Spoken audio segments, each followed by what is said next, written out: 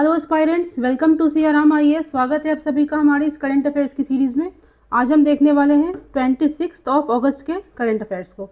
देखिए, कुछ टॉपिक्स यहाँ पे दिए गए हैं, कुछ ज़्यादा नहीं है आज के पेपर में। तो फर्स्ट कहता है साल्वा जुडुम जजमेंट। ये जो है विद रिस्पेक्ट टू नक्सलिज्म है, सुप्रीम कोर्ट की जजमेंट आई थी। ये स्पेशली रिलेटेड है छत्तीसगढ़ से। सेकेंड कहता है स्पेस बेस्ड सोलर पैनल। इसमें हम देखेंगे कि अभी सोलर पैनल जो ग्राउंड पे हम लगाते हैं उसमें कुछ दिक्कत है, कुछ प्रॉब्लम्स होती हैं। तो क्या space based solar panel use करने से वो दिक्कत कम हो जाएगी, उसको समझेंगे हम। फिर कहता है once upon a time a festival. इसमें बेसिकली बताया गया है कि जो फेस्टिवल ऑफ गणेश चतुर्थी है उसको हम बड़े स्तर पे मनाते हैं। अभी काफ़ी बड़ा पंडाल लगता है, काफ़ी प्रोसेशन होता है। तो वो कहाँ से स्टार्ट हुआ था, इसको समझेंगे। कुछ शॉर्ट न्यूज़ को देखते हैं। चलिए स्टार्ट करते हैं। देखिए, तो आज का हमारा फर्स्ट टॉपिक क्या कहता है, एससीज मतलब सुप्रीम कोर्ट साल्वा जुडुम जजमेंट। इसको समझेंगे हम, ये क्या है। तो देखिए यहाँ पे उसका कंटेक्स्ट दिया गया है कि जजमेंट तो काफ़ी पुराना है ये, बट अभी न्यूज़ में कुछ पॉलिटिकल कंट्रोवर्सी के कारण आया था, उसको हम नहीं देखेंगे। तो यहाँ देखिए, यहाँ पे क्या कहता है कि 2011 में क्या हुआ था, नंदिनी सुंदर वर्सेस स्टेट ऑफ छत्तीसगढ़। कौन सा केस था, नंदिनी सुंदर वर्सेस स्टेट ऑफ छत्तीसगढ़, ये केस का नाम दिया गया है। इसमें क्या था, इस केस में सुप्रीम कोर्ट ने क्या किया था कि एक कॉन्सेप्ट है साल्वा जुडुम, उसको उसने बैन कर दिया, इलीगल प्रूफ कर दिया था। तो हम समझते हैं कि होता क्या है। देखिए यहाँ पे कह रहा है, यहाँ पे देखिए क्या कहता है, यहाँ पे देखिएगा द प्रैक्टिस, यहाँ पे थोड़ा सा इसको इनलार्ज कर लेते हैं। The practice of using tribal youth as special police force to counter Maoist insurgency in Chhattisgarh. Naxalism हम जानते हैं एक टाइम पे इंडिया में काफ़ी फैला हुआ था। तो उस टाइम पे जो छत्तीसगढ़ सरकार थी, छत्तीसगढ़ हम जानते हैं बस्तर जो एरिया था वो सबसे ज़्यादा कह सकते हैं डिस्टर्ब रहता था इससे। तो उसका जो छत्तीसगढ़ सरकार ने क्या किया, एक कॉन्सेप्ट लेके आई कि जो ट्राइबल्स हैं, जो ट्राइबल यूथ हैं, होता क्या है कि कुछ ऐसी जंगल का बेसिक जो एरिया होता है वहाँ पे नॉर्मल लोग, मतलब वहाँ पे बेसिकली ट्राइबल्स ही रहते हैं। तो जो नॉन ट्राइबल्स हैं वो वहाँ के टेरेन को, वहाँ के कह सकते हैं कहाँ पे जंगल है, कहाँ पे रास्ता है, इस चीज़ को नहीं समझ पाते हैं। सरकार ने सोचा, छत्तीसगढ़ गवर्नमेंट ने, कि हम अगर लोकल ट्राइबल्स को पुलिस फोर्स में एक स्पेशल कमांडो, स्पेशल फोर्स के रूप में अगर यूज़ करते हैं तो नक्सलिज्म को ख़त्म करने में, नक्सलों को पकड़ने में हमें आसानी होगी। तो वो एक कॉन्सेप्ट लेके आते हैं साल्वा जुडुम। देखिए यहाँ पे दिया हुआ है, यहाँ देखिए, यहाँ देखिएगा, कहता है इसका मतलब क्या है, पीस मार्च। इसका लिटरल गोंडी क्या है, गोंडी एक भाषा है, गोंड हम समझेंगे। गोंड एक ट्राइब होता है, गोंडी उसकी लैंग्वेज है। इसमें इसका लिटरल मीनिंग कहता है पीस मार्च, शांति मार्च, शांति यात्रा, ठीक है।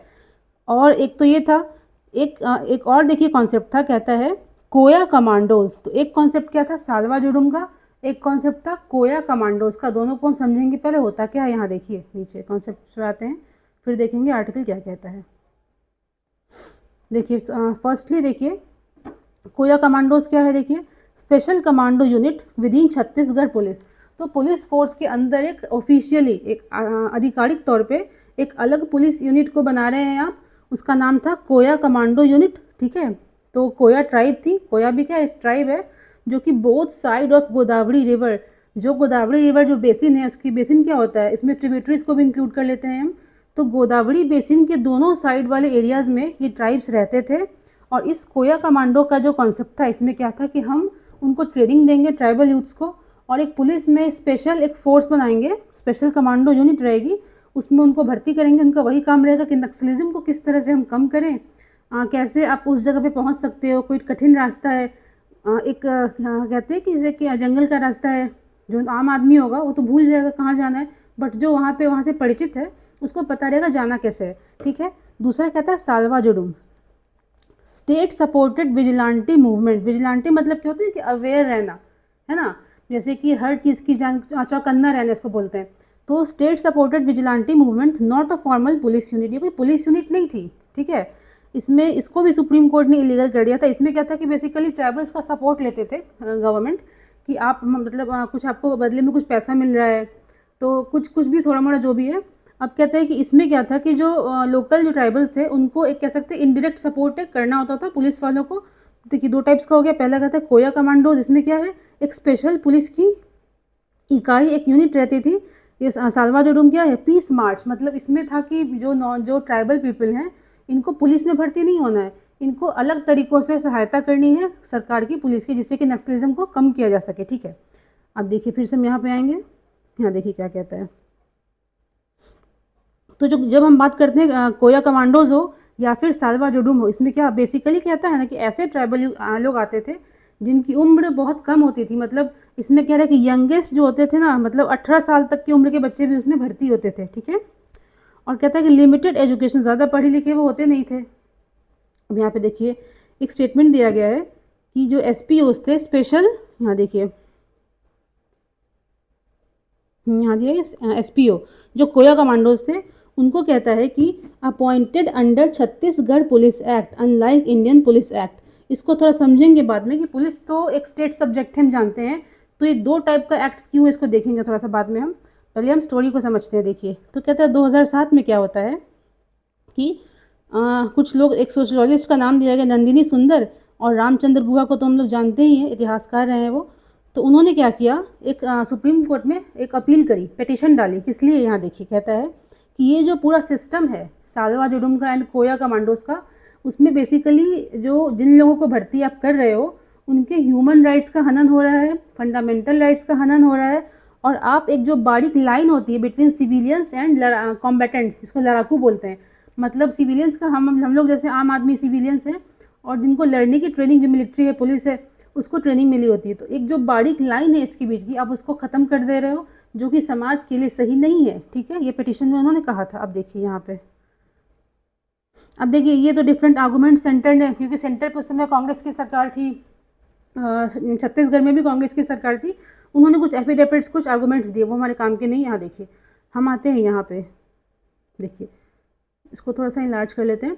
The court examined whether practice of arming and deploying SPOs was consistent with the articles 14 and 21। कहता है कि जो SPOs थे कोया कमांडोज, आप उसको एक अलग से इकाई बना रहे हो पुलिस में, आप उसको आर्म्स तो दोगे ही, असला हथियार तो दोगे ही आप। तो सुप्रीम कोर्ट ने बोला, मतलब उसमें उसने देखा कि भाई आप बच्चों को रिक्रूट कर रहे हो, जो 18 साल के बच्चे हैं, वो पढ़े लिखे भी ठीक से नहीं है, आप उनको पुलिस में भर्ती कर रहे हो, मतलब एक स्पेशल इकाई बना रहे हो, उनको दिमाग में डाल रहे हो कि आपको ये करना है कि नक्सलों के खिलाफ आपको खड़ा होना है, आप उसको सिखा रहे हो। फिर कहता है सुप्रीम कोर्ट ने क्या कहा इसके रिगार्डिंग कि छत्तीसगढ़ पुलिस एक्ट के तहत, जिसमें कि कोया कमांडोज को भर्ती करा जाता था, कहता है without clear conditions and safeguards. कहता है कि वहाँ पे कोई अच्छे से, एक होता ना जैसे कि हम जॉब करने जाते हैं कहीं पे, तो यहाँ पेपर मिलता है हमें कि आपका सैलरी इतनी आपकी होगी, PF ये मतलब जो भी सब कुछ लिखा रहता है, तो इसमें विदाउट क्लियर कंडीशंस, उसमें कुछ क्लियर नहीं था, आपने बस रिक्रूट कर लिया विदाउट एनी सेफगार्ड्स। उनके सेफगार्ड्स की चिंता, मतलब उनकी सुरक्षा की चिंता किसी को नहीं थी, ऐसा कोर्ट ने नोटिस करा, ठीक है। और ऐसे लोगों को आपने रिक्रूट कर रखा है जो कि क्लास 5, मतलब क्लास 5 तक भी पास नहीं किए हुए हैं, ठीक है। देखिए कहता है it would be impossible for any reasonable person to accept that tribal youngsters who may or may not have passed even 5th standard would possess the scholastic abilities। कहता है कि देखिए होता क्या, जो फ्रंट लाइन पे होते हैं, मतलब जो लड़ाई करना, जो लड़ने गया है, आप वो किसी भी, आप बड़े रैंक के हो, छोटे रैंक के हो, लेकिन सामने जब आप होते हैं तो डिसीजन तो आपको लेना पड़ता है ना, ठीक है। तो यहाँ पे कह रहा है कि आप ऐसे लोगों को जो पढ़े लिखे नहीं हैं, जिन्होंने दुनिया उतनी देखी नहीं है, आप उनको भर्ती कर ले रहे हो, उनकी उम्र कम है, उनको अनुभव नहीं है, आपने ठीक से ट्रेनिंग नहीं दी उनको, आप सिर्फ उनको लेकर के भर्ती कर ली और भेज रहे हो कि जाओ लड़ाई करो, ठीक है। तो ये चीज़ें गलत हैं उनके लिए भी, उनके विकास के लिए भी और राज्य के लिए भी। अब देखिए क्या कहता है, on use of fire arms, जो असला, जो आर्म्स होता है हथियार, उसके यूज़ पे कोर्ट ने क्या कहा, कोर्ट सेड यंगस्टर्स, मतलब आप सोचो 18 साल के बच्चे हैं वो, would simply not possess analytical cognitive skills to read and understand complex socio legal dimension. इसमें कहता है कि इसमें मतलब बता रहा है कि हथियार चलाना, जैसे कि अब आप कुछ उसके नियम कानून होते हैं, आपने देखा हो कितनी बार की पुलिस के पास वेपन्स होते हैं बट उसको यूज़ नहीं कर पाते हैं, सर्टन ऑर्डर्स को फॉलो करना होता है, कुछ नॉर्म्स होते हैं उसको देखना होता है। तो आप इसमें कोर्ट ने कहा कि आपने उनको हथियार दे दिया तो क्या गारंटी है इसकी गारंटी क्या है कि आपके वो नियम कानून के अकॉर्डिंग चलेंगे, ठीक है। फिर कहता है यहाँ पे देखिए कि कोर्ट ने फाइनली क्या कहा कि एक्सपेक्टिंग पुअरली ट्रेंड, आपने ट्रेनिंग तो दी नहीं उनको, आप बस रिक्रूट कर लिए, थोड़ा मोड़ा जो भी ट्रेनिंग दिया आपने, और आपने बोला कि 3000 पर मंथ आपको एक सैलरी दी जाएगी, ठीक है। तो अपने पैसा के काइंड ऑफ लालच में कह लीजिए वो भर्ती हो गए। तो उनको कोई ऐसा देश प्रेम जैसा कुछ नहीं है, उनको ये कि पैसा मिल रहा है, हमें काम करना है, ठीक है। तो कहता है कि ये उम्मीद करना जो पुअरली ट्रेंड यंगस्टर्स हैं, अंडर पेड, जिनको बहुत कम पैसा आप दे रहे हैं, आप उनसे ये उम्मीद करो कि वो रेगुलर पुलिस फोर्स की तरह काम करें, तो ये गलत हो जाएगा। आप उनको एक एट पार कह रहे हो कि सैलरीज आप नहीं दे रहे हो उतनी, आप ट्रेनिंग नहीं दे रहे हो, बट पावर्स जो आप दे रहे हो, एक आर्म्स जो हथियार दे रहे हो, तो उसी लेवल के हैं जो पुलिस वालों को दिए जाते हैं। तो आप कैसे ये उम्मीद कर सकते हैं उन कम पढ़े लिखे कम उम्र के लोगों से कि वो उसी तरह से बिहेव करे जैसे कि एक वेल ट्रेंड पुलिस अधिकारी करता है, ठीक है। अब यहाँ देखिए क्या कहता है। ये कहता है कि डिस्क्रिमिनेटरी है ये, और ये आर्टिकल 14 को वायलेट करता है। आर्टिकल 14 क्या कहता है? वो इक्वलिटी की बात भी करता है, इक्विटी की बात भी करता है। मतलब कि इक्वलिटी मतलब क्या होता है? एक समान सबको अधिकार मिला हुआ है, ठीक है। डिस्क्रिमिनेशन, अंतर नहीं करना चाहिए। इक्विटी क्या होता है? इक्विटी का मतलब है कि जैसे एग्जाम्पल के तौर पे समझेंगे कि मान लीजिए कोई अपाहिज है पैर से और कोई स्वस्थ तंदुरुस्त है, आप दोनों को साथ में अगर दौड़ा रहे हो रेस में, तो कौन जीतेगा? वो तो इक्वलिटी नहीं है कि दोनों को हमने इक्वल अपॉर्चुनिटी दे दी, नहीं, वो इक्वलिटी नहीं होता है। तो आर्टिकल 14 ये भी कहता है कि अगर कोई कोई कम है किसी चीज़ में, तो आप उसको उस पर सपोर्ट दो पहले, ठीक है। आप जैसे किसी के पास किसी का हाथ नहीं है, तो आप उसको आर्चरी में, तीरंदाजी में तो नहीं भेज दोगे, वो तो इक्वलिटी नहीं है। वही यहाँ पे कहता है कि आपने क्या किया है कि आपने दो असमान लोगों को एक समान प्लेटफॉर्म पे लाके खड़ा कर दिया है, और आप एक्सपेक्ट कर रहे हो, उम्मीद कर रहे हो कि ये दोनों एक तरीके से ही काम करें, जो कि संभव नहीं है। देखिए फिर कहता है, और आपने exposing them to life threatening risk without adequate training protection long term security. इसमें कहता है आपने उन्हें कोई सिक्योरिटी तो नहीं दिया, आपने बस 3000 रुपीज़ आपने पकड़ा दिया, ठीक है। आपने ट्रेनिंग उनको ठीक से नहीं दिए और आप उनको लड़वा रहे हो फ्रंट लाइन पे, तो क्या होगा? इससे उनके जीवन को भी खतरा है। तो ये आर्टिकल 21 जो है लाइफ एंड लिबर्टी वाला जो आर्टिकल है, उसका भी ये हनन करता है। तो मतलब फंडामेंटल राइट्स के अगेंस्ट जाता है ये, ठीक है। इसलिए सुप्रीम कोर्ट ने क्या किया कि उन कॉन्सेप्ट्स को जो साल्वा जोडुम एंड जो कोया कमांडोज का जो कॉन्सेप्ट था उसको हटा दिया, ठीक है, बैन कर दिया, ठीक है। अब थोड़ा सा देखते हैं एक चीज़ को, यहाँ देखिएगा। देखिए बेसिकली ना आपने देखा होगा ऊपर कि इंडियन पुलिस एक्ट है 1861 का, जो कि ब्रिटिश पीरियड में लाया गया था आफ्टर द ग्रेट रेबेलियन, है ना, सिपाही म्यूटिनी जो हुई थी, उसके बाद लाया गया था इसको। और हम जानते हैं पुलिस क्या है, स्टेट लिस्ट में आता है। तो बेसिकली क्या होता क्या है ना कि जो इंडियन पुलिस एक्ट है, इसको कई राज्य ऐसे अभी भी हैं जो इस एक्ट को as a model, as a कह लीजिए कि एज अ बेस यूज़ करते हैं अपने स्टेट में। ये जो इंडियन पुलिस वाला एक्ट है, इसको अभी भी कई स्टेट्स ऐसे हैं जो as a base, as a model इस्तेमाल करते हैं अपने राज्य के पुलिस के नियम कानून को बनाने के लिए। और कुछ राज्य ऐसे भी हैं जिन्होंने अपना सेपरेट स्टेट पुलिस एक्ट को यूज़ में ला रखा है, ठीक है। अब देखिए थोड़ा सा यहाँ देखते हैं हम। देखिए तो हमने देखा था अबाउट कोया ट्राइब। कोया क्या है? जब नाम दिया गया कोया कमांडो, तो क्योंकि कोया ट्राइब जो है वो छत्तीसगढ़ में पाया जाता है, और जो स्पेशली जो बस्तर वाला एरिया है ना, वहाँ पे इनकी कह लीजिए कि ज़्यादा नंबर्स में रहते हैं, इसलिए कोया कमांडो नाम दिया गया था। ये गोदावरी नदी जो है उसके बोथ साइड्स में रहते हैं, ठीक है। जो किनारे नदी के होते हैं, तो बोथ बैंक्स ऑफ रिवर में रहते हैं ये, मतलब उसके अगल बगल जो भी गांव है, जो भी राज्य है, वहाँ पे रहते हैं ये। साल्वा जुडुम देखा हमने। गोंडी क्या है? गोंडी क्या है? गोंडी एक लैंग्वेज है spoken by Gond tribe. Gond tribe कहाँ रहता है? मध्य भारत वाले एरिया में, सेंट्रल इंडिया में रहता है गोंड ट्राइब, ठीक है। और ये जो गोंडी लैंग्वेज है ना, ये बेसिकली द्रविडियन फैमिली से बिलोंग करता है। ये बहुत ही मतलब कंफ्यूजिंग पॉइंट हो सकता है, आपको लगेगा कि द्रविडियन तो साउथ इंडियन दक्षिण भारत का लैंग्वेज है, मतलब उस फैमिली से बिलोंग करता है, लेकिन नहीं, जो गोंडी लैंग्वेज है, जो गोंड ट्राइब बोलता है, वो द्रविडियन फैमिली से बिलोंग करता है, ठीक है। आगे देखते हैं। अब देखिए नेक्स्ट टॉपिक क्या कहता है, इसका टाइटल क्या है? Could we soon have space based solar panels? Not really, ठीक है। तो हम समझेंगे पहले कि ये स्पेस बेस्ड सोलर पैनल्स क्या हैं, और थोड़ा सा और डीप में जानेंगे इसको हम कि इंडिया के संदर्भ में क्या यूज़फुल हो सकते हैं। क्योंकि हमने 15 डेज़ पहले एक आर्टिकल को देखा था, उसमें देखा था कि सोलर पैनल्स जो हैं वो ठीक है, बहुत अच्छा है, ग्रीन है, पोल्यूशन फ्री है, एवरीथिंग इज़ गुड, लेकिन उसमें भी दिक्कत है। हमने देखा था कि दो टाइप्स की दिक्कत होती है। पहले उसके जो रॉ मटेरियल्स होते हैं उनको निकालना, उसमें भी प्रदूषण होता है। सेकेंड चीज़ देखा था हमने कि जो कि हमारे पास रॉ मटेरियल तो है बट उसको निकालने का जो टेक्नोलॉजी है वो हमारे पास नहीं है। तो हम बेसिकली क्या करते हैं, फोटोवोल्टाइक सेल्स जो होते हैं उसको चाइना से कह सकते हैं 80% जो हम इंपोर्ट चाइना से करते हैं, ठीक है। तो हम देखेंगे कि क्या सोलर बेस्ड पैनल हम अगर यूज़ करना शुरू कर देते हैं तो क्या हमारे इस प्रॉब्लम को ये सॉल्व कर सकता है। देखिए कहता है यहाँ पे कंटेक्स्ट क्या है, लाइन फर्स्ट क्या कहता है, solar power is the fastest growing renewable technology in the world. इसको स्टार मार्क करिए, ये प्रीलिम्स में एक लाइन में दे सकता है, ठीक है। तो किसके अकॉर्डिंग, इंटरनेशनल एनर्जी एजेंसी जो है उसके अकॉर्डिंग बोला गया है कि सोलर पावर जो सूर्य की शक्ति, हिंदी में कैसे बोले, सूर्य की शक्ति, जो सोलर पावर है, सौर ऊर्जा sorry, is the fastest growing, सबसे ज़्यादा तेज़ी से बढ़ने वाला एक एनर्जी है, ठीक है कहता है। बट इसका भी कुछ लिमिटेशंस होता है, ये 100% सही नहीं है। क्यों? अब धरती पे जैसे देखो कभी बादल घिरा हुआ है, मतलब बारिश हो रही है, रात हो गई, ठीक है। तो जो चीज़ें सीजनल होती है ना, जो मौसम के हिसाब से जिन पे असर पड़ता है उनको हम कहते हैं इंटरमिटेंट। एक शब्द होता है अंग्रेज़ी का इंटरमिटेंट, मतलब वो 24 घंटे आप साल भर उसको यूज़ नहीं कर सकते हो, चाहे वो नदी के संदर्भ में हो, किसी टेक्नोलॉजी के संदर्भ में हो। तो जो सोलर पावर है, हमारा सौर ऊर्जा जो है वो पेरिनियल, मतलब सालों भर उसको एक समान रूप से यूज़ नहीं कर सकते हैं। जब धूप रहेगी तभी उसको यूज़ कर पाएंगे। और कहते हैं कि इंटरमिटेंट है ये, मतलब ये इसमें ब्रेक आते रहता है, रात हो गई, मतलब बहुत तरह की दिक्कत है। अब देखो कहता है इन तरह के प्रॉब्लम्स को सॉल्व करने का एक आइडिया है जो कि नया नहीं है, काफ़ी पुराना है, लेकिन इस पर अभी भी काम चल रहा है। कहता है space based solar power. Space based solar power, space क्या है, आउटर स्पेस हमारा हो गया, जो हमारे एटमॉस्फेयर है, वातावरण है, उसके बाहर का जो स्पेस होता है उसको हम कहते हैं आउटर स्पेस।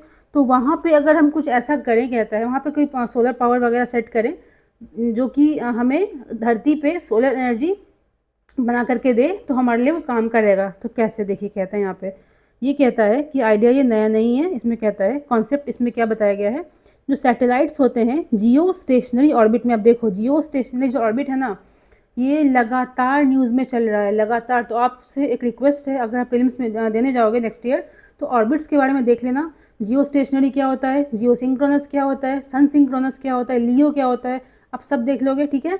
सब कुछ हमने पढ़ा रखा है पहले ही। अब देखो तो कहता है कि अगर हम स्पेस बेस्ड सोलर पैनल्स की बात करें, मतलब वैसे सोलर पैनल्स जो कि आउटर स्पेस में लगने वाले हैं, ठीक है, तो वो कहाँ लगेंगे, किस टाइप के सैटेलाइट्स की बात होगी। एक सेकेंड देखिए, तो कुछ वो डिस्टर्बेंस थी, सॉरी उसके लिए। देखिए तो हम डिस्कस कर रहे थे कि अगर हम बात करते हैं स्पेस बेस्ड सोलर प्रोजेक्ट की, सोलर पावर पैनल्स की, तो उसमें क्या होगा। तो हम हर जैसे कुछ देखिए, हम जानते हैं ऑर्बिट्स काफ़ी नीचे होते हैं, लेकिन हम जो ऑर्बिट की बात कर रहे हैं वो जियो स्टेशनरी ऑर्बिट है। देखिए थोड़ा सा पहले समझते हैं इसको, यहाँ पे हम देखिए दिख रहा है ना, हाँ। तो व्हाट इज़ जियो, मतलब शॉर्ट में जियो बोलते हैं इसको, जियो स्टेशनरी ऑर्बिट।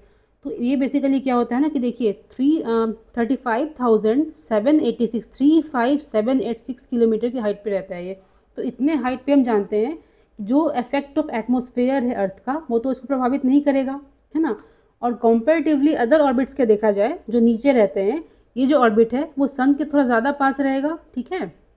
अब देखिए यहाँ पे आते हैं हम, तो इस केस में हम क्या करेंगे, इस स्पेस बेस्ड सोलर पैनल्स की बात की जाए तो उसमें हम ऐसे सैटेलाइट्स को यूज़ करेंगे जो कि जियो स्टेशनरी ऑर्बिट में घूम रहे हैं। क्यों? क्योंकि हमने देखा ये काफ़ी ऊंचाई पे होता है, जिससे कि सन के ज़्यादा पास भी है, और जहाँ पे कि एटमॉस्फेरिक जो हमारे वातावरण में चेंजेस होते हैं अर्थ के वातावरण में, उससे इसको कोई प्रभाव नहीं पड़ेगा, ठीक है। अब देखो इसमें कहता है कि इसमें होगा क्या कि वहाँ पे हम क्या करेंगे, सर्टेन मिरर्स, मतलब वो तो साइंटिफिक टर्म हो गया, बट लेमैन टर्म्स में देखा जाए इजी भाषा में, सर्टेन आईना जो मिरर होता है ना, उसको हम ऐसे प्लेस करेंगे कि वो एक स्ट्रॉन्ग बीम ऑफ सनलाइट को कलेक्ट करे और भेजे किस रूप में, कहता है कि अर्थ में माइक्रोवेव्स के रूप में उसको भेजे, ठीक है। अब ये कैसे बदलता है वो तो अगर इंजीनियरिंग की बात होगी, इसको उसमें नहीं जाएंगे हम। तो ध्यान रखना है हमें यहाँ पे, यहाँ जब बात करी जा रही है तो माइक्रोवेव्स के रूप में वहाँ से भेजा जाएगा, ठीक है, सैटेलाइट से। तो ये भी कहता है कि ज़ीरो कार्बन, इसमें भी कोई वेस्ट नहीं हो रहा है, पोल्यूशन नहीं हो रहा है, ठीक है। और ये जो इंटरमिटेंसी है, मतलब जो कि सीजनल जो ब्रेक आ जाता है सोलर पावर में, उससे हमको छुटकारा मिल जाएगा, ठीक है। अब देखते हैं, देखिए यहाँ पे हम देखिए, अब देखते हैं कुछ प्लस पॉइंट्स को। यहाँ देखिएगा कुछ प्लस पॉइंट्स दिए गए, आर्गूमेंट्स दिए गए। अब देखिए स्पेस में क्या है, अगर स्पेस में कोई सन को फेस कर रहा है तो नो डे नाइट साइकिल, अगर अर्थ में सपोज करें हम यहाँ पे लगाते हैं किसी भी एक जगह पे, तो वहाँ पे कभी ना कभी रात होगी, ठीक है ना, अर्थ तो रोटेट करता है ना। तो अगर यहाँ पे हम बात करें स्पेस बेस्ड पैनल्स की, वहाँ पे नो डे नाइट साइकिल है, कोई मतलब नहीं है उसको, उससे एटमॉस्फेयर वहाँ पे काम नहीं करता है, तो स्ट्रॉन्गर रेडिएशन वहाँ पे हमें मिल सकता है, क्योंकि हम जानते हैं हमारे वातावरण जो है वो कुछ रेडिएशंस को एब्जॉर्ब करता है, कुछ को वापस भेजता है, ठीक है। तो अगर हम स्पेस वाले की बात करें, वहाँ पे स्ट्रॉन्गर हमें ज़्यादा अमाउंट ऑफ एनर्जी मिल सकती है सन से। फिर वेदर की समस्या नहीं है। ग्लोबल एक्सेस कहते हैं पावर को हम किसी भी एरिया पे बी फोकस करके वहाँ पे भेज सकते हैं, ठीक है। अब देखिए कुछ नेगेटिव पॉइंट्स कहते हैं कि सब कुछ तो ओके है, बट वही हाई लॉन्च कॉस्ट, काफ़ी महंगा हो जाएगा ये, और सैटेलाइट्स की संख्या काफ़ी ऑलरेडी इस ऑर्बिट में बहुत ज़्यादा है। जो जियो स्टेशनरी ऑर्बिट है वहाँ पे ऑलरेडी मतलब बहुत ज़्यादा है। अगर ज़्यादा नंबर ऑफ सैटेलाइट्स हम करते हैं तो कहते हैं ऑर्बिटल कंजेस्शन, ठीक है। इसमें कि अगर ज़्यादा नंबर ऑफ सैटेलाइट्स वहाँ पे घूमेंगे तो एक टकराने के खतरा हो सकता है, ठीक है। सेफ्टी ड्यूरिंग ट्रांसमिशन, तो एक सर्टेन लेवल तक जो माइक्रोवेव है ना वो खतरा नहीं करता है इंसानों के लिए, बट एक सर्टेन रेंज के बाद माइक्रोवेव्स अगर ह्यूमन बॉडी के संपर्क में आता है तो कुछ उससे नुकसान हो सकता है। आपका देखिए बताना है कमेंट सेक्शन में कि माइक्रोवेव्स बेसिकली किस पार्ट को, किस चीज़ को नुकसान देता है ह्यूमन बॉडी में, ठीक है। अब देखिए एक और चीज़ देखिए, इंपॉर्टेंट कॉन्सेप्ट है यहाँ देखिएगा। इसको चूँकि हमने डिस्कस कर रखा है ऑलरेडी बहुत बार, ड्यू टू निसार बहुत सारी चीज़ों को पढ़ा है हमने। तो इसमें देखिए हम देखेंगे ना कि ये इतने हाइट पे जो कि होते हैं ना, तो अगर इसमें कहता है कि अगर हम सिर्फ तीन सैटेलाइट्स को जियो स्टेशनरी वाले ऑर्बिट में डालते हैं घुमाने के लिए, तो वो पूरे वर्ल्ड को, पूरे ग्लोब को वो कवर कर सकता है, ठीक है। अब देखिए क्या कहता है, अगर कोई सैटेलाइट जियो स्टेशनरी ऑर्बिट में घूम रहा है तो क्या इसका मतलब समझेंगे, तो ठीक है, ऑब्वियसली अर्थ के अराउंड घूमेगा in the time same as rotation of earth. समझ में आई बात, कि जितने समय में अर्थ अपना एक रोटेशन पूरा करेगा उतने ही समय में जो सैटेलाइट इस ऑर्बिट में होगा वो अर्थ के चारों ओर एक चक्कर पूरा कर लेगा। समझ में आ रही बात, जितने देर में अर्थ एक रोटेशन पूरा करता है उतने देर में इस ऑर्बिट का सैटेलाइट क्या करेगा, अपना एक रिवोल्यूशन अर्थ के अराउंड पूरा कर लेगा, जिससे कि ऐसा प्रतीत होगा कि वो एक जगह पे फिक्स्ड है, एक लॉन्गिट्यूड पे वो फिक्स किया हुआ है, ठीक है। देखिए कहता है वाई माइक्रोवेव्स, हमने देखा ना कि सोलर एनर्जी को हम कन्वर्ट करेंगे सर्टेन टेक्नोलॉजी से माइक्रोवेव में, मतलब फिर उसको भेजेंगे हम अर्थ पे, ठीक है। तो माइक्रोवेव्स ही क्यों, तो microwaves can pass through clouds, rain, atmosphere at minimal loss. कम लॉस थोड़ा बहुत तो होगा ही, बट बहुत कम से कम कंपेरेटिवली अदर जो रेज हैं उनके कंपैरिजन में बहुत कम लॉस होगा इसका। ये क्लाउड से पास कर जाएगा, बारिश हो रही तब कोई दिक्कत नहीं, एटमोसफियर में कोई गड़बड़ी उससे कोई दिक्कत नहीं है। एट सर्टेन रेंज कहता है, वही बात है कि does not harm life forms, humans हैं, एनिमल्स हैं, एक सर्टेन लिमिट, एक कुछ लिमिट होती है इसकी, वो ध्यान नहीं आ रहा है, उस लिमिट तक अगर हम एक्सपोज हो जाते हैं इससे, मतलब हमारे बॉडी पे पड़ता है ये, तो हमें हार्म नहीं करेगा। Can be tightly beamed in precisely, कहता है माइक्रोवेव्स का ना एक खास क्वालिटी इनकी है कि इसको अच्छे से काफ़ी फोकस तरीके से हम बीम करके एक जगह पे हम भेज सकते हैं, ठीक है। तो इसमें देखा हमने, ये बेसिक कॉन्सेप्ट था। अब देखिए थोड़ा सा यहाँ देखेंगे कि विद रिस्पेक्ट टू इंडिया, देखिए तो मेजर प्रॉब्लम क्या है भारत में, सन की तो कमी नहीं है, हम ट्रॉपिकल कंट्री हैं तो सन की तो दिक्कत नहीं है, काफ़ी स्टेट्स ऐसे हैं यहाँ पे सनलाइट काफ़ी अच्छा आता है। तो इंडिया, लेकिन तब भी दिक्कत क्या है, India imports 80 to 80% of solar PV modules mainly from China.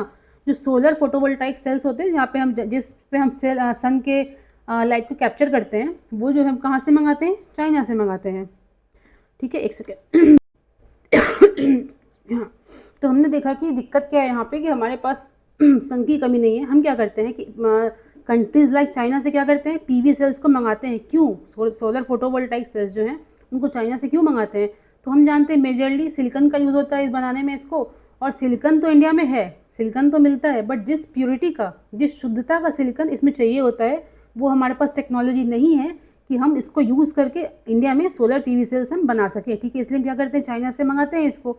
अब बात आती है कि हमारे अगर इंडिया के टर्म्स में देखा जाए तो यहाँ देखिएगा, कहता है पीवी विल इम्प्लीमेंटिंग एसबी, अगर स्पेस बेस्ड सोलर पैनल्स को हम यूज़ करते हैं तो क्या इस समस्या को सॉल्व कर लेगा, क्योंकि हम तो आत्मनिर्भर बनना चाह रहे हैं, ठीक है। तो क्या इसमें हेल्प करेगा, तो कहता है PV cells will still be needed to on satellite to capture sunlight.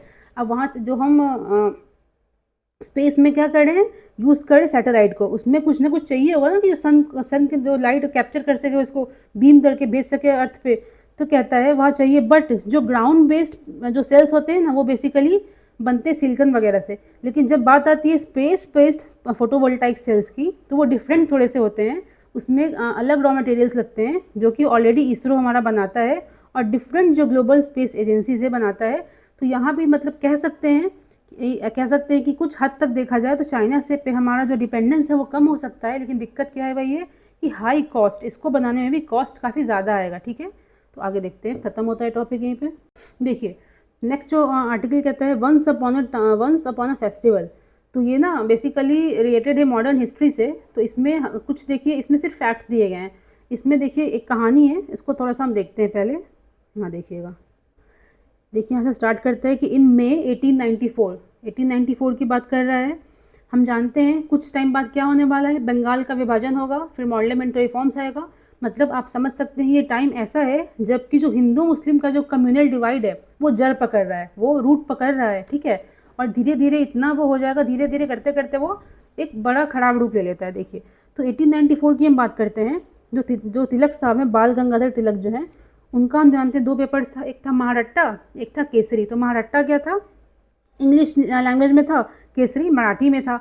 तो इसमें बात करता है, ये देखिए कि महारट्टा में उन्होंने बताया था, मतलब उन्होंने इन्फॉर्म किया अपने पढ़ने वालों को कि ऐसा देखिए हो सकता है, ऐसा एक लॉ निकलने वाला है, सरकार क्या करने वाली है कि Hindus should be told as a matter of courtesy to stop playing music in religious processions while passing by a mask.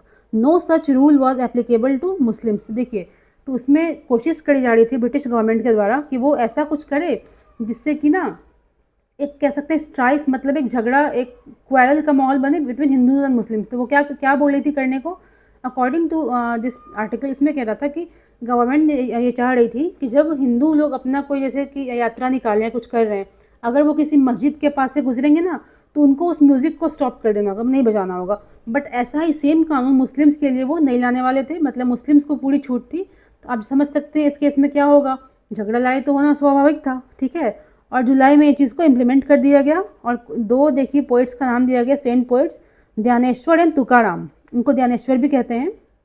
तो कुछ देखिए दिक्कत हुई, मतलब वो ट्रैवल कर रहे थे, किसी मुस्लिम ने पत्थर मारा, मतलब वो चीज़ें बड़ा ख़राब रूप ले लेती हैं। ठीक है, वो हमारे काम की नहीं है।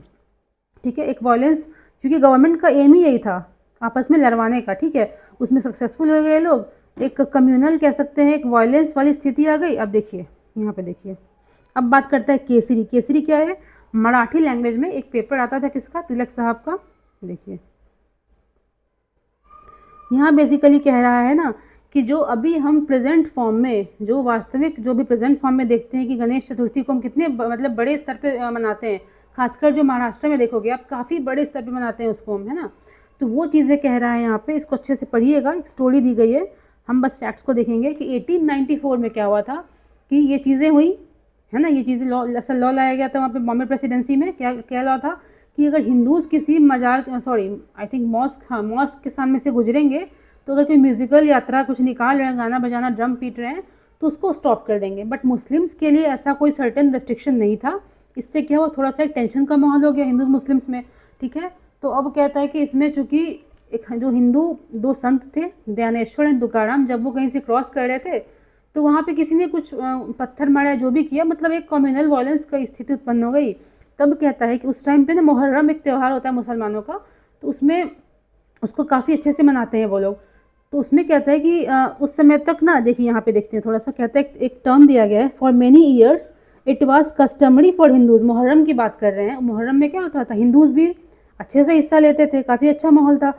Taken out during Muharram called ताबूत, कहता है एक ना मतलब एक ताबूत, उसमें कुछ होता है उन लोग का, इसको उसका लिटरल मीनिंग कॉफिन है, बट वो काफ़ी बड़ा सा स्ट्रक्चर होता है, काफ़ी बड़ा स्ट्रक्चर होता है, मतलब 3-4 बिल्डिंग इतना बड़ा होता है। तो उसको बनाने में भी हिंदूज़ हेल्प करते थे, उसको कैरी करने में हेल्प करते थे। ठीक है, तो ऐसा मतलब बोला जाने लगा भाई हम लोग कैरी नहीं करेंगे, जो भी है।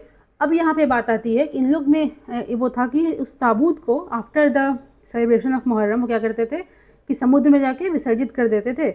अब इस चीज़ को कहते हैं ना कि after that thing, after that law, उस लॉ के आने के बाद जो हमारे तिलक साहब थे, उनके इनिशिएशन पे, उनके कह सकते हैं, उनके कहने पे कह लीजिए कि गणेश चतुर्थी का जो फेस्टिवल था ना, उसको काफ़ी ज़ोर शोर से मनाना स्टार्ट किया गया। उसी रूप में काफ़ी बड़े बड़े कह सकते हो मूर्ति बनने लगी गणेश भगवान की, उसी प्रकार से पहले क्या था, गणेश चतुर्थी काफ़ी प्राइवेट फेस्टिवल था, मतलब घर में पूजा हो रही है, बट बड़े स्तर पे इसको नहीं हम मनाते थे, ठीक है। उसके बाद से क्या हो गया, मतलब वैसे ही बड़ी बड़ी मूर्तियाँ बनने लगी अकॉर्डिंग टू दिस आर्टिकल। उसके बाद वैसे ही उसको समुद्र में विसर्जित करना स्टार्ट कर देते हैं, ठीक है। अब हम देखेंगे हमारे एग्जाम से, देखिए इंपॉर्टेंट जो कुछ फैक्ट्स को यहाँ देखिए, यहाँ पे ये बहुत इंपॉर्टेंट देखिए फैक्ट इसलिए है, कभी कभी यूपीएससी क्या करता है, कुछ स्टेटमेंट्स दे देता है। अब वो आपको लगेगा कहाँ से आया, किस बुक को हम पढ़े, एनसीईआरटी पढ़े, बिपिन चंद्रा क्या पढ़े। यहाँ पे देखो कहता है केसरी जो है ना, केसरी ने क्या कहा था, a nation required 3 things, common religion, common laws, common language. ये स्टेटमेंट लिख देगा, आपको दे देगा किसका है। तो ये केसरी जो अखबार था, है ना, जो केसरी अखबार था मराठी लैंग्वेज में किसका था, तिलक साहब का था। इसमें एक स्टेटमेंट आता है, अ nation required 3 things, common religion मतलब कॉमन एक धर्म होना चाहिए, कॉमन लॉज कानून भी एक होना चाहिए, कॉमन लैंग्वेज भाषा भी एक होनी चाहिए। ये उनकी अपनी पर्सनल ओपिनियन थी। देखिए अब हम यहाँ देखेंगे, यहाँ पे देखिए कुछ टर्म्स दिए गए हैं कुछ बुक्स के बारे में, यहाँ देखते हैं। देखिए तो संत का नाम दिया गया, उनको दयानोबा, आई थिंक प्रोनाउंस सही है ना, हाँ, दयानोबा या दयानेश्वर कहते थे इनको। तो ये बेसिकली मराठी सेंट मतलब साधु थे, कवि भी थे, इनको मौली भी प्यार से कहते हैं। और ये वरकड़ी एक सेक्ट है, आपको बताना है कमेंट सेक्शन में वरकड़ी सेक्ट क्या होता है, ठीक है। बहुत आसान सा क्वेश्चन है, एनसीईआरटी में दिया हुआ है। तो वरकड़ी जो संप्रदाय था उसके फाउंडर थे ज्ञानेश्वर जी, ठीक है। फिर इनकी फिलॉसफी क्या थी, अद्वैत वेदांत, ये पूछा हुआ क्वेश्चन है फिल्म्स का, अद्वैत वेदांत, ठीक है। अब देखो आपको बताना है कि ये जो फिलॉसफी है अद्वैत वेदांत, इसके संपादक मतलब इसको किसने शुरू किया था, ठीक है। ये बेसिकली किसकी फिलॉसफी थी जिसको इन्होंने अपनाया था, ठीक है। तुकाराम ये कौन थे, ये देखिए वरकड़ी सेक्ट जो है, वरकड़ी संप्रदाय, इसको किसने शुरू किया, ज्ञानेश्वर जी ने। और वरकड़ी संप्रदाय के ही एक पोएट थे तुकाराम जी, ठीक है। तो इनके संदर्भ में आपको 2 चीज़ ध्यान रखना है। पहला कहता है ये कुछ डिवोशनल मतलब धार्मिक कुछ गाने कुछ गीत लिखते थे, भक्ति वाले सॉन्ग लिखते थे, उसको अभंग कहते थे, अभंग। और एक वाड़ी पिलग्रिमेज मतलब कहते हैं तीर्थ यात्रा, तो वाड़ी तक जाने की तीर्थ यात्रा जो है वो किसने स्टार्ट करी थी, तुकाराम जी ने, ठीक है। देखिए एक है मुंबई वैभव, ये जितने भी देखिए नाम दिए गए ना ये सब, ये बेसिकली रीजनल पत्रिकाएं हैं, न्यूज़पेपर्स हैं। आपको ध्यान रखना है किसकी इसके फाउंडर कौन थे, किसने इसको लिखा। एक देखिए बस नाम था ना, इस पेपर में दिया हुआ है कल्पतरु, कल्पतरु, वो कहीं मेरे को मिला नहीं, मतलब उसके संपादक कौन थे, लेखक कौन थे, कुछ समझ नहीं आया, इसलिए उसको हमने स्किप किया है। आपको अगर मिल जाता है आप प्लीज़ कमेंट में बताना सबको, ठीक है। कल्पतरु के लेखक कौन थे। देखो तो मुंबई वैभव क्या है, रीजनल पत्रिका थी, सब रिलेटेड टू बॉम्बे प्रेसिडेंसी अभी है, ठीक है। तो केपी मेहन डाले, किसने इसको लिखा था, केपी मेहन डाले ने। इंदु प्रकाश किसका था, विष्णु परशुराम पंडित, विष्णु परशुराम पंडित, ठीक है। दीनबंधु, ये सभी बॉम्बे प्रेसिडेंसी की पत्रिकाएं हैं, वहाँ पे छपती थी।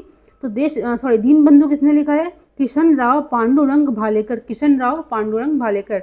सुबोध पत्रिका किसकी है, दादोबा पांडुरंग एंड आत्माराम पांडुरंग, आपने नाम तो सुना ही होगा इनका, हिस्ट्री पढ़े होंगे तो।